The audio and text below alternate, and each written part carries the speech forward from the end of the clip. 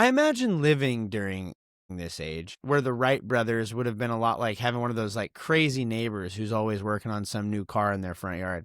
It's like, hey, what are those boys up to this time? I don't know, but they just strapped wings to a bicycle. So I hope their daddy can get them to a doctor if they decide to put this into effort.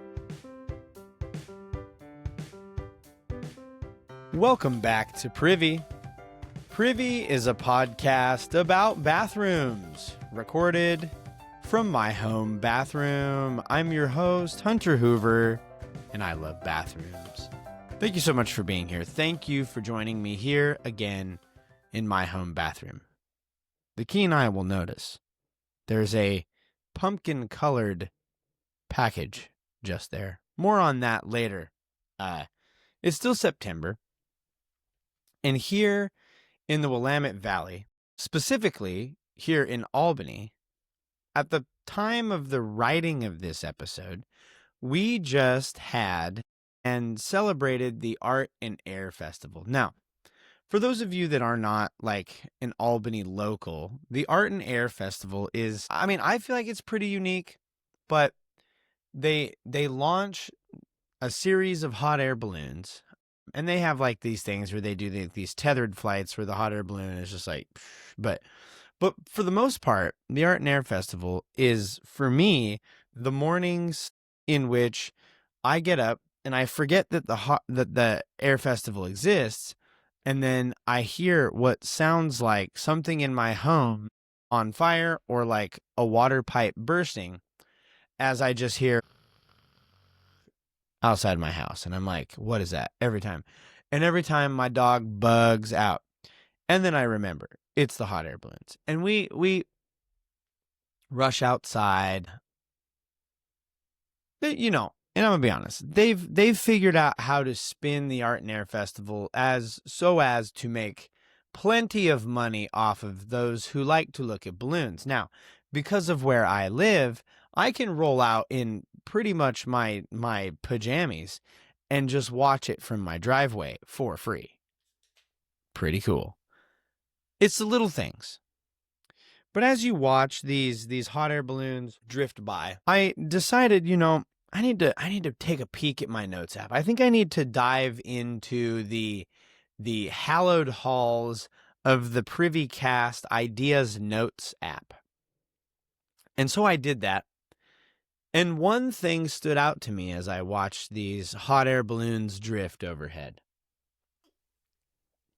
It turns out hot air balloons have been around since like the late 1700s. And for some reason, it's hard for me to imagine George Washington and Ben Franklin sitting there, much like I was, watching a hot air balloon. Now, I'm going to wager Ben and George from America's past, I'm going to wager that the hot air balloons of your day were more like balloon-shaped and probably didn't have the vibrant color array. I had a friggin' farmhouse fly over my house one year. This year, I think there was a beaver. I can't remember. There was two that were in love, and then it's bees. They made the bees kiss at one point. There's a whole thing. But it's possible that George Washington and Ben Franklin, that was a slip up in an alternate universe maybe. But they could have enjoyed watching hot air balloons. It occurred at the work, these balloons were possible because of the work of the Montgolfier brothers, who are credited with the first manned balloon flight. And in many ways, the hot air balloon was a stepping stone to where we need to venture in today's episode. As is usually the case, we're going to meander a bit in our look at history as we dive into a topic that has lived in my notes for some time. 120 years after humans first took flight in a balloon, another group of brothers began working on another form of air travel. These two were rambunctious and curious.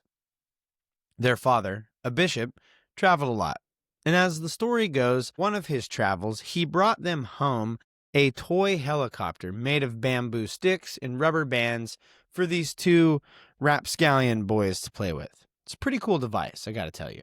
I could easily kill an hour with one of these. And this is the sad part. This is the sad realization that smartphones, technology, I mean, really the internet in general. Old man rant here for a moment. Pull up a chair. Welcome. Hi, welcome to Hunty Hoovie's Old Man Rants. The internet has ruined us. Phones, smartphones, iPads, these tablet kids are just absolutely wild. And because what was once probably well over a week, if not a month's worth of entertainment in a bamboo helicopter powered by rubber bands, now is like, that entertained me for 45 seconds, but like, it only does one thing. Like, if the app doesn't update every week, kids are getting bored. I can't keep up. I can't keep up with it. The Pokemon TCG Online, they've got a new set like every month, and it's almost unbearable. I like Pokemon cards as much as the next guy. But at the time of this episode's record, I have the paid subscription to that game, and I'm still nowhere near. I'm not even close to being able to like catch them all. It's too much. If Fortnite doesn't update the game shop once a day, God forbid. But back then it was like, hey kid, here's some sticks and a rubber band, go have a blast. It's a different time.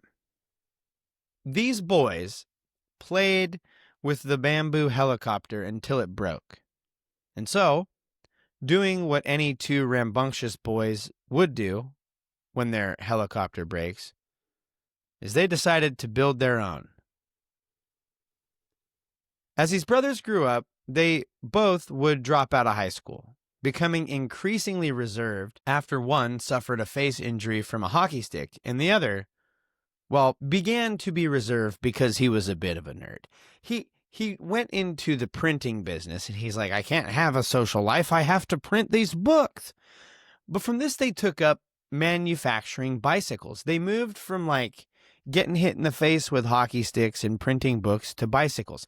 It's the natural pipeline for all people who sell bikes. You just got like one tooth because some dude clocked you with a hockey stick. And then your brother's like, Poindexter, like, let me print you some books. But they began manufacturing bicycles, and they would construct and try to make improvements on bikes. And as they did so, they tried to keep up with the times and the current fads and the new trends in a lot of this engineering space that they were in. They read some of the news, and they were still doing their printing press, by the way. So they're printing the news from overseas. And one of these news articles reported a glider. Reports, photographs of gliders and men flying through the air. It brought them back to the days of their childhood playing with that bamboo and rubber band helicopter. They decided that they, too, would take a crack at this whole flying thing. Like, we've made bikes, so surely we can make something that'll fly. These brothers are known as Orville and Wilbur Wright, and they began their endeavors into manned flight in the late 1890s. It turned out one of the hardest parts of controlling this new vehicle and making flight possible was the actual controlling of it. As they prototyped this and continued to expand on their design, they found out that the plane needed to be controlled in 3 dimensions, and that the wing wrappings had to be designed to allow for and reflect that need. They came up with a design and a system that was similar to how birds' wings are designed. And this is a key theme that we're going to find in this episode. In many ways, when we model things as people off the way God designed nature to function, it turns out works pretty well. So the Wright brothers had made themselves a flying machine in time. I imagine living during this age where the Wright brothers would have been a lot like having one of those like crazy neighbors who's always working on some new car in their front yard. It's like, hey, what are those boys up to this time? I don't know, but they just strapped wings to a bicycle. So I hope their daddy can get them to a doctor if they decide to put this into effort. And then the next thing you know, one day they're flying over your house like some sort of winged Superman on a bat-wing bike. Their first flyer, called the Wright Flyer, Thank you. Big cup. Love you. The Wright Flyer was a custom-built glider plane with a gasoline-powered engine and a frame made of spruce. Spruce. Bold choice. Bold choice, Wright brothers, with the spruce. They call it the Spruce Goose. No, they didn't. In December 1903, the Wright brothers made their first flight, 12 seconds long, and 120 feet by the end of the day. With some tinkering, they managed to fly 852 feet. In one day, and just some basic tinkering on the same design, that's proof of concept. Like, that's proof that aerodynamics are at play. Like, if you can tweak something and it impacts the glider, the flying machine to that degree, I mean, what is that? That's like a 7 times distance increase. It's pretty good. If you're like, well, that's a bit anticlimactic, though. That's not even 1,000 feet. But it's really a lot like kids learning how to ride a bike, if you will. So you get it because Orville and Wilbur Wright, they were making bikes as well. And it's a lot like riding a bike because those 20 to 30 foot stretches are things to celebrate. This technology, this flying machine, was fun. But right around the corner, this new plane technology was going to be purposed for something less fun. They had their flying machine, here called the aeroplane.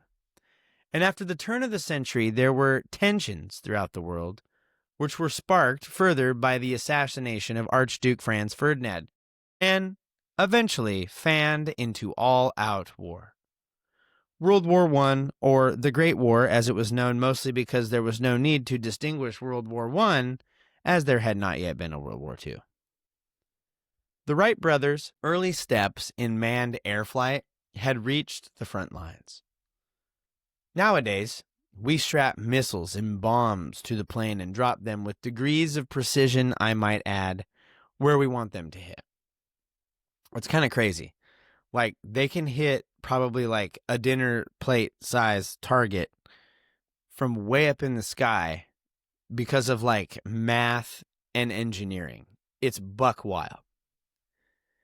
But the planes used in World War II were, not as accurate. Rather, in trench warfare, which there is a bathroom discussion living in that trench warfare, I'm sure. But the planes were more used to fly over the enemy trenches to get a good idea and info on where exactly the enemy was on the other side. At times, the soldiers would fire their personal firearms from the plane to try and hit the enemy or pull pins on grenades and drop them on them. So you just have like some dude flying around in an airplane trying to like pop, pop, pop, pop, pop, pop, like shoot from the cockpit of his own jet. It doesn't seem very conducive. Like, imagine you pull the pin and drop the grenade down in your lap. Like, you're cooked. Not a good design. At times, again, soldiers would be doing this. And as you might note, and as I did note, this was unsafe. And so Dutch engineer Anthony Fokker, listen, I don't know how you pronounce it, but I know how it's spelled. Now, when I see Fokker, what else do I do but call the man Fokker? I've got nipples, Fokker. Can you... No. But Anthony Fokker, I'm sorry. It's not a bad... It's the man's name. Fokker. Fokker. But it's not. We all know it's not. Watch. It's probably like Fouquet, and I just look stupid right now. If you're Dutch, shout at me. But he designed the forward-facing mounted machine gun. That is, the machine gun that mounts, thank goodness, to the outside of the plane that can be fired, the one that you think of. The forward-facing mounted machine gun, which was fired through that moving propeller. I have to imagine that it hits the propeller at times. Like, you're telling me it never hits the propeller. Don't seem likely. They also solved the whole, grenade pin pulling problem. They attached bomb racks with levers to the bottom of the plane for a flyover release. It's a classic, ka-chow. Now, this technology and this design, this pull release is going to be important. You might hear all this and be thinking to yourself, didn't Hunter already do an episode about airplane bathrooms? What's he getting at? I did. Go check it out. And don't just look at the title to give away the lead. I'm really trying to paint a picture for the history and development of the thing here. If AI has taken all that we have, what do we have but the ability to tell good stories? Think about it. But in World War I, they had designed this levered release. And then, 1918, the war found itself to be over. Planes were coming home, still outfitted with this pull lever bomb release mechanism. But soon, these planes would be employed to deal with an altogether different problem. Bugs. Up until the 90s, when farmers got bugs in their cornfield, they had to spread the debugger by hand. That's what she said. You'd hate to have to debug your cornfield and things not go the way you want on it. Yeah, if you're going to debug your cornfield, you should probably do it by hand. That's fair. But it took time. And in many contexts, this is still how they do it today. In many cases and in many instances, if you want to debug your cornfield, you got to do it by hand. But as the face of agriculture shifted, there began to be large fields of crop, amber waves of grain, if you will. And spreading this debugger via a hand sprayer, or even one attached to an earth vehicle, it's going to take too long. It takes a considerable amount of time to debug large acreages of field by hand or by truck. If only there was a way to squash my bugs from the sky by flying over it in some type of machine, and then when I want, pulling a lever to release the bombs. I mean, bug squatching juice down below. You can see where we're going. It turns out, after World War I, there were plenty of these machines lying around. The first use of an airplane to spread material on crop from above was 1921, when they repurposed a Curtiss JN-4 Jenny plane to spread lead arsenate to kill caterpillars on orchard trees in Ohio. That sounds like the beginning of a difficult SAT reading comprehension question. But it turns out this bug killer killed the caterpillars. It was effective. And things took off from there. We saw a spike in this use of aerial debugging mechanisms and technology spike again after World War II, where there were even better planes and even improved technologies for dropping stuff on other stuff. The idea stemmed from Charles Nelly, who worked for Ohio's Department of Agriculture at the time. After World War II, it was found that these planes could cover or dust, if you will, 60 to 70 acres of crop in an hour. Compared to the 100 acres a day that was accomplished via Earth vehicles before it, it's a no-brainer. But most of these planes that were dropping these debugger bombs, in this case, it's aerosol, were retrofitted jobs. They weren't the safest, with farmers taking on the role of airplane mechanic to fit these old and decommissioned World War I and World War II jets with their spray aerosol dropping technology.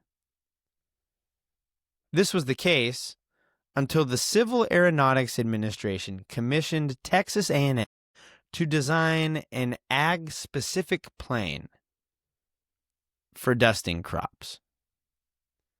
With 50 grand in hand, they set out to work to make it a reality.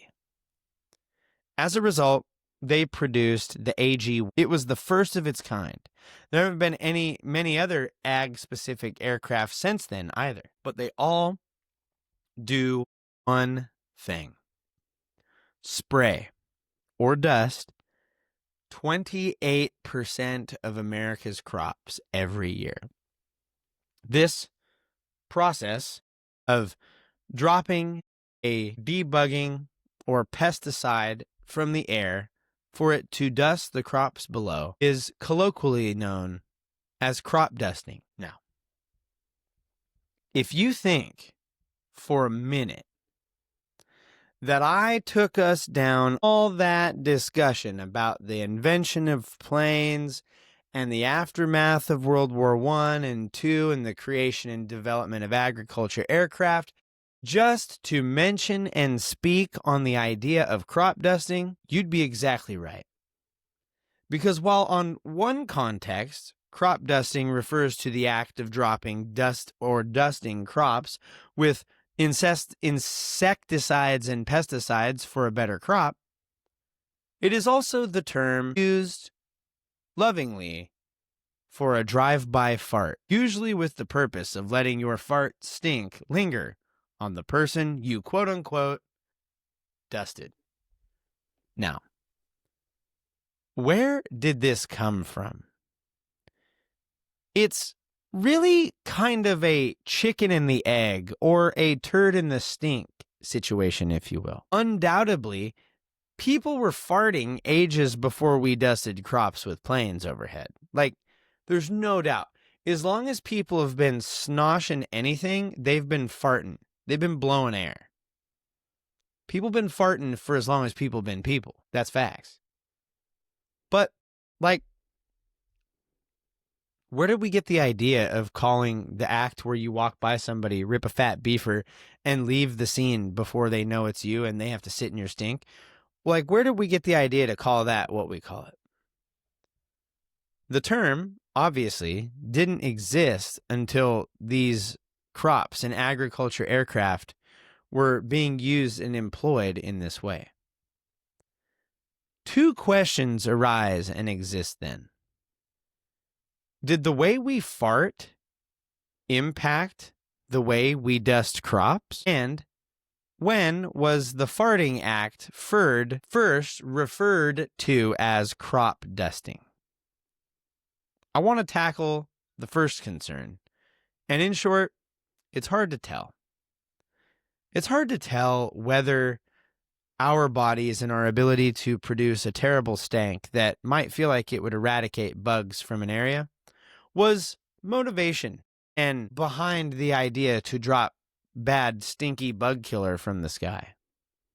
It's very unlikely that they chose to begin dusting crops because of what our butts do. But that said, again, the natural way of things is often the one which makes the most sense. So spreading that stank is obviously best on the move. You don't want to sit in the stank that you spread. That's just facts. Everybody who's ever farted knows that that's real. This then raises the second question. When was the term first used to refer to a fart? When you search the term crop dusting on Urban Dictionary, which is where all good internet learning happens, the first entry is from August 2003 by a one user named Charlie. Thanks, Charles. 2003, in case you didn't want to do math today, I'll help you out with it, is about 80 years after they started to crop them big killers from the sky. The term was probably used before then, but as far as I can tell, this is when it first landed on the internet. It kind of entered the general vernacular from there. It became a thing, if you will. People noticed the look of the dust coming out of the back of the plane as it moves across the sky, dropping its pesticides and insecticides, what did he say, on the crops below. And they said, man, I bet that's a lot like what it looks like when I fart when I'm walking in front of my friend and then he has to sit in the stink as I move on. Crop dusting is more known, I would say today, if you said, hey, I'm going to go do some crop dusting. I think it's more known for that process of passing a fart as you pass by a group of people. They're the bug, and you're the plane. And you dust them with stank. Did we take that long journey to talk about the etymology and concept of crop dusting? Yes, of course. But now you know. Next time you blow a fart on the move, past somebody, remember the history that went into that fart. There's a lot going on there. Thank you so much for joining us for another episode of Privy. We appreciate you being here. Thank you for listening. We could not do this show without you. That said, if you would leave the show a rating or review, the 5-star options are preferred, and it helps folks find the show. And when you do, we'll be donating $1 to Wounded Warriors and Living Water International as a reminder to keep pooping in the free world. That free world was not always free, and in pursuit of cleaner water for all. Not everybody has it, but everybody should. We'd also invite you to follow us on social media at Privycast. You can follow me. I'm at Owlet7. Go check out the Privy's Facebook page. There's plenty of bathroom-related memes, goofs, and gags, as well as maybe prompts and things that I need help from you for the show. Facebook and search The Privies. We'll get you added in there. You can email the show, privycast@gmail.com. We'd love to hear from you. Episode ideas, suggestions, feedback, concerns. If you want to come on the show and tell a story, and we'll interview you and ask you our privy-related questions, privycast@gmail.com. We'd love to hear from you. Go check out the website, Privy-Cast. You can find links to all the things that I've just told you on the website, privy-cast.com. This brings us to the end of another episode of Privy. Thank you so much for being here. Thanks to Kevin and Podington for the use of their music. Links down below. As a reminder, keep pooping in the free world. Own your stank.